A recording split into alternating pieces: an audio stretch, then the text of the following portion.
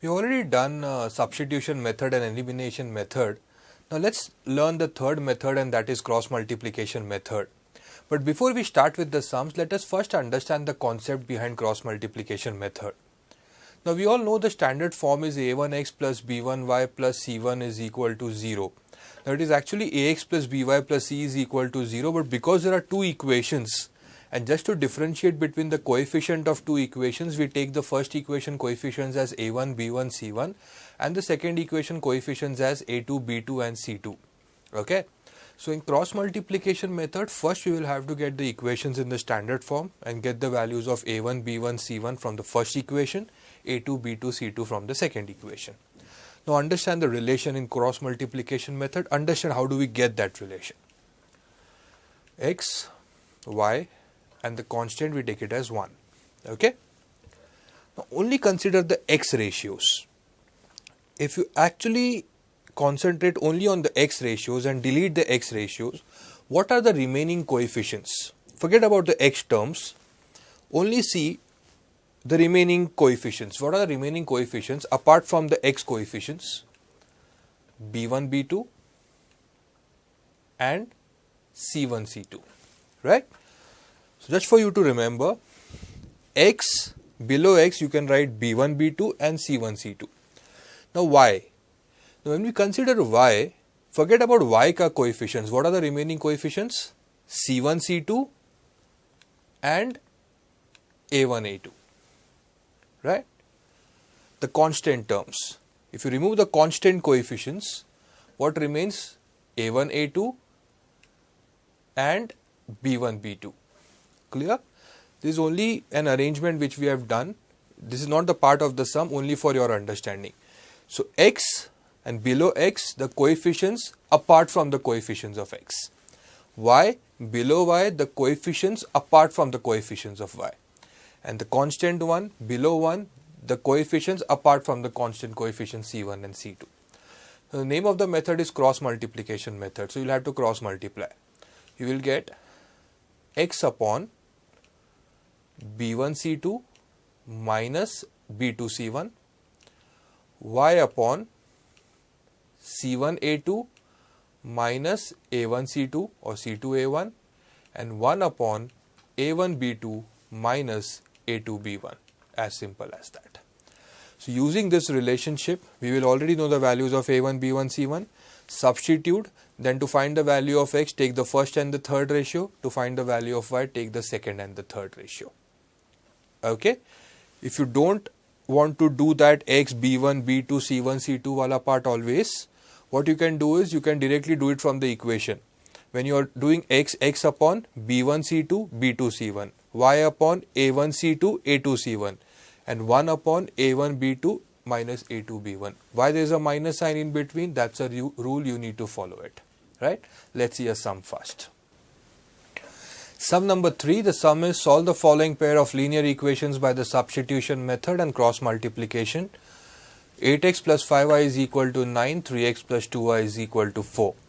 Actually in the sum, two methods are asked, substitution as well as cross multiplication. Because we have already seen the substitution method, for this sum let's concentrate on the cross multiplication method, right? What is cross multiplication method? The first thing that we need to do is we need to bring the equations in the standard form, which was not mandatory in the substitution method. But in cross multiplication, it's compulsory for you all to bring the equations in the standard form, because only then you can compare, right? So let's get them in the standard form. The first equation will become 8x plus 5y minus 9 is equal to 0. And second equation will become 3x plus 2y minus 4 is equal to 0. Now how to solve these equations? By cross multiplication method. So let's see what is cross multiplication method. After you get the equations in the standard form, now let's compare these equations with the standard form. From the first equation you get the values of a1, b1, c1. From second equation you get the values of a2, b2 and c2, right? Let's find a1, b1 and c1 from the first equation. We get a1 is equal to 8, we get b1 is equal to 5 and we get c1 is equal to minus 9. Similarly, from the second equation, we get a2 is equal to 3, the coefficient of x, b2 is equal to 2, the coefficient of y, and c2 is equal to minus 4, the constant term. Once you get the equations in the standard form, find a1, b1, c1, a2, b2, c2. Now use the relation that we studied. How to get that relation? X upon b1, c2 and b2, c1, right? So x upon b1, c2 minus b2, c1, y upon, forget about b1, b2, remaining all, you get c1, a2 minus c2, a1, and then 1 upon a and b, right? a1, b2 minus a2, b1.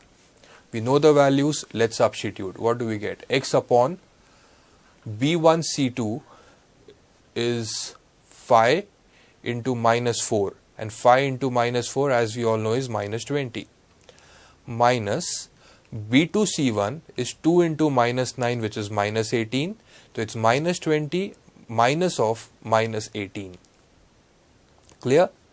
We move on. Y upon c1, a2, c1, a2, c1, a2 is minus 9 into 3, that's minus 27, minus c2, a1, c2, a1 is minus 4 into 8, which is minus 32, so minus 27 minus of minus 32, 1 upon a1, b2, a1, b2 is 8 into 2, that's 16, minus b2, a1, that is 3 into 5, which is equal to 15, right? So you get x upon minus 20 minus of minus 18, that's plus 18, and minus 20 plus 18 is minus 2, y upon minus 27 plus 32, that's 5, and 1 upon 16 minus 15, that's 1. Once you get this, now to find the value of x, you need to consider the first and the third ratio. To find the value of y, you need to consider the second and the third ratio, as simple as that. Let's consider the first and the third ratio. X upon minus 2 is equal to 1, so x is equal to minus 2, and y upon 5 is equal to 1, so we get y is equal to 5. So the solution is x is equal to minus 2 and y is equal to 5, as simple as that.